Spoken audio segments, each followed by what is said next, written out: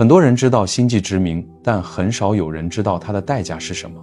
如果人类真的想去另一颗恒星定居，在光速限制下，我们很可能绕不开一种东西，一艘能飞几百年的世代飞船。比如离我们最近的行星比邻星 B 大约在4光年外，哪怕飞船能达到光速的1%，旅程也可能是400多年，每代人跨度约为35年，也需要整整12代人。这会让它像一座会漂流几百年的封闭世界，里面的人要出生、长大、老去、接班、争吵、恋爱、生病、犯错，然后把这个世界继续交给下一代。所以世代飞船真正要解决的至少有4道生死题。第一，重力。失重短期还能忍，长期不行。人的骨密度会持续流失，体液会上移，连视力都可能被慢慢损伤。所以如果你真想让人像在地球上一样长期活下去，飞船就得想办法造出接近地球的人工重力。而一旦要靠旋转来造重力，飞船的尺度立刻就会被逼大。第二，辐射和封闭生态。宇宙辐射不是背景板，而是实打实会慢慢伤人的东西。而且这种飞船不可能中途补给，空气、水、食物，每一点资源都得被反复循环利用。只要哪一环出错，问题就不是不舒服，而是整船的人还能不能继续活。第三，人该怎么选？这不是在选一批宇航员，而是在选一个文明的种子。你需要的不是单项最顶尖，但离开岗位就什么都不会的人。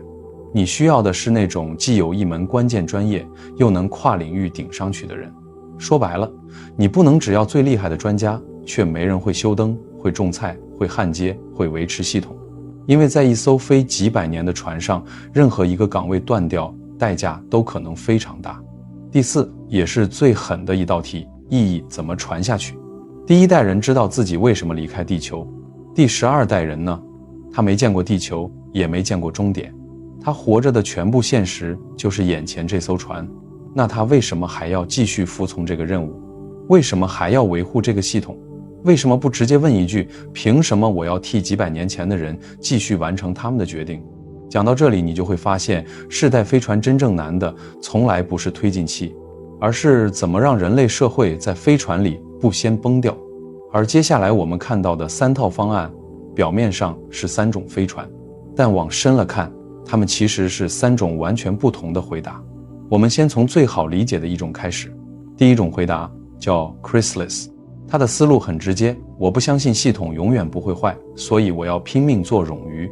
这个方案非常夸张，整艘飞船长度大约58公里，总质量大约24亿吨，但其中绝大部分其实都给了推进系统。真正承载人的部分是5个相互平行的栖居段，每一个栖居段几乎都像一个能独立活下去的小世界。在这个设计里，每一段内部又有多层独立旋转的壳层，各自承担不同功能，同时制造各自的人工重力。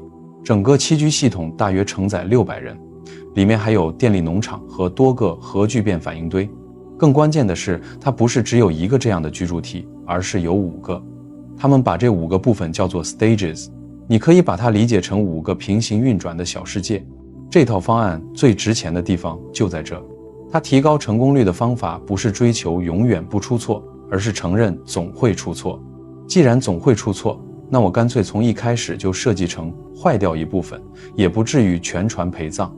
如果其中一个栖居段出了问题，它可以被彻底封闭，甚至在极端情况下被视作被切除的部分。剩下的部分继续活，继续飞，继续完成任务。说白了，它是把断臂求生写进了设计逻辑里。但 Chrysalis 不是5个彼此完全隔绝的孤岛，它们之间还被一条共享的零重力轴心连接起来。通过这条轴心，人与货物可以流动。万一某一段出现紧急情况，也可以向别的段求助。不过这里有个细节很有意思，因为每一层都在以不同速度旋转，所以这些穿梭和对接都得被精确计算，很像一块极其复杂、极其精密的机械表。这东西一旦真飞进宇宙，光是让它几百年都保持精密运转，本身就已经是一件非常可怕的事。而另一个更现实的问题是，你该选什么样的人上船？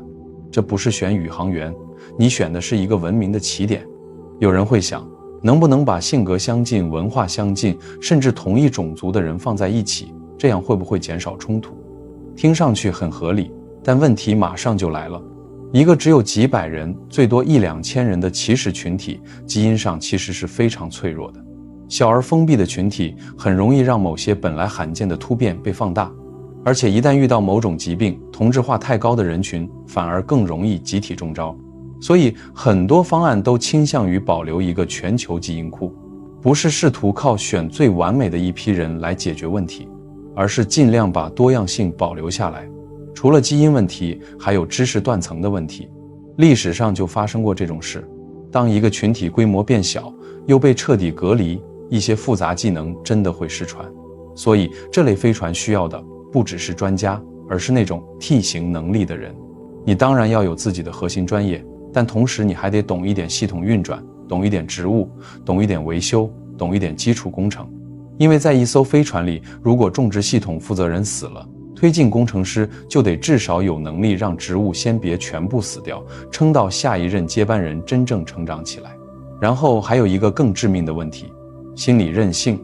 你不能把1000个最优秀、最强势、最竞争型的人塞进一个封闭盒子里，让他们一辈子住在一起。真这么干，他们大概率不会一起拯救人类，他们会先把彼此淘汰掉。所以这类方案真正看重的反而往往不是最强，而是稳定、耐无聊、愿意合作，而且能长期忍受重复生活的人。有些方案甚至建议在发射前让候选人先去南极那种极度孤立的环境里生活很久，因为面试可以撒谎，履历可以包装，但到了真正封闭、寒冷、无聊、压抑的环境里，谁先崩，谁先囤资源，谁先开始挑事，是藏不住的。而 Chrysalis 提出的不只是让候选人去体验这种环境，而是要让2代人在这种环境里先生活过。也就是说，他不只是选人，他甚至想先预演文明。第二种回答叫 Proximum， 他的思路和 Chrysalis 完全不一样。如果说前者最怕的是系统失效，那他最怕的其实是人类会忘。这个方案把整个栖居区做进了一颗大约2公里宽的小行星里，里面嵌着2个反向旋转的环，靠旋转来制造人工重力，用小行星外壳来挡辐射，也意味着一旦飞船某处破损，不会立刻直接暴露在太空里。这就给了它一个别的方案不太有的优势，它可以在内部做出更完整、更开放、更连续的环境。但这种开放世界也不是没有代价。开放的好处是更像一个真实世界，坏处是如果社会出现问题，冲突也更容易蔓延。不像 Chrysalis 可以切断、隔离、封锁， Proximum 其实承认了一件事，封闭社会迟早会爆发重大危机。他没有幻想自己能把危机彻底消灭，他反而从一开始就假设危机一定会来，代际更替会让人遗忘，稳定会被打破，分裂会出现，社会会周期性震荡。所以他真正要做的不是阻止危机，而是让后代别忘了前人差点怎么死。为此他搞出了一个非常特别的3元治理结构。第一层是一个超级人工智能，叫 Apollo， 它负责模拟后果，推演不同选择带来的长远影响。它不直接统治，也不替人拍板，它的任务是把所有决定背后的代价赤裸裸摆出来。比如某个方案能救飞船，但会牺牲1代人的利益， Apollo 就得把这件事说明白。另一个方案看似更正义，但可能导致系统崩塌，它也得把后果摆出来。第二层是现实中的活人议会，他们负责日常决策，负责当下的生存、资源、秩序、节日、情感、关系，他们是一代一代接棒的人类治理者。第三层是最诡异也最有意思的一层，叫 Chorus。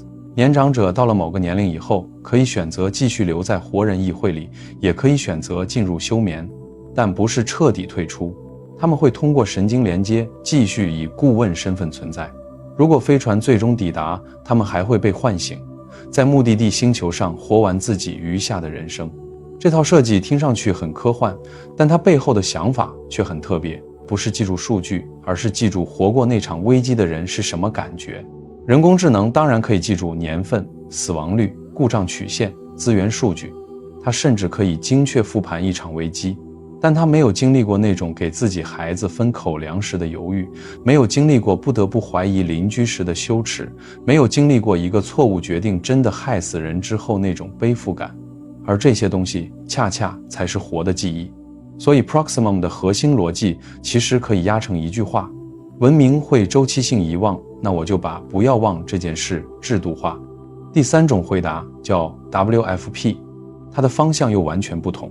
他不想把人关进一个永久壳体里，而是想让这个世界本身一直处在可参与、可调整、可重组的状态里。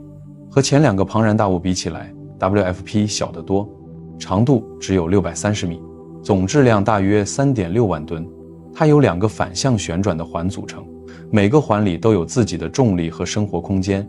最关键的是，它没有额外再包一个外层壳体，因为在这个方案里，模块本身就是保护层。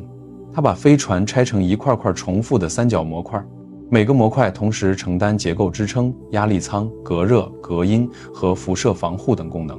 这些模块能在轨道上自组装，旅途中它们是飞船，到达之后又能拆分降落，变成地表上的殖民地建筑。而飞船本身最后还可以继续留在轨道上，变成新的卫星平台。在 WFP 看来，没有什么东西是永久固定的。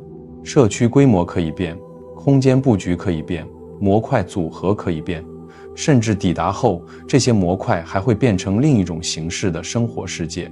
它的核心不是给人一个稳定的盒子，而是给人一个可以参与建造和不断调整的世界。这个方案里，每个环上大概有3个社区，一共6个社区，每个社区大概容纳160多人，两侧是居住区，中间是公共区域。设计者甚至专门强调，不同社区会逐渐长出自己的性格，人们会去别的社区度假，甚至互换居住空间。而从一个环到另一个环，要经过零重力轴心那一小段上下翻转、暂时失重的体验，本身就像在告诉你，你进入了另一个世界。这件事听上去有点细，但其实很关键，因为在一艘飞几百年的船上，人最怕的不只是危险，还有单调。有时候真正磨死人的不是生存压力，而是每一天都一模一样。所以 WFP 干的事其实是在飞船里制造变化感、出行感、参与感，让船上的人不至于只是被动地活着。它背后有一个非常值钱的判断，住房不是一个名词，而是一个动词。意思是，对人来说，意义不只来自住进一个被安排好的地方，还来自我参与了这个地方的建设和变化。这句话放到世代飞船上就更可怕了，因为一旦中间那几代人开始觉得这不是我们的世界，我们只是被塞进来的一批人，那这个任务就已经非常危险了。而如果他们反过来觉得这个世界就是我们自己参与搭起来的，那他们继续维护它，继续把它交给下一代的意愿可能就会完全不一样。所以你看，3个方案看上去差别很大，一个巨大、复杂、冗余，一个封装在小行星里还设计出了一整套记忆机器，一个强调模块化、自组装和持续参与。而看完这些方案，你会发现世代飞船最难的从来不是发动机，也不是外壳，真正难的是怎么让飞船里的人一代又一代仍然愿意把这艘船当成自己的世界。所以星际殖民真正要设计的从来不只是一艘飞船，而是未来几百年的人类社会。这就是世代飞船最让人不舒服的问题。当那些走出地球离开太阳系的人还会不会是我们熟悉的那种人类？我是老马，咱们下个宇宙见。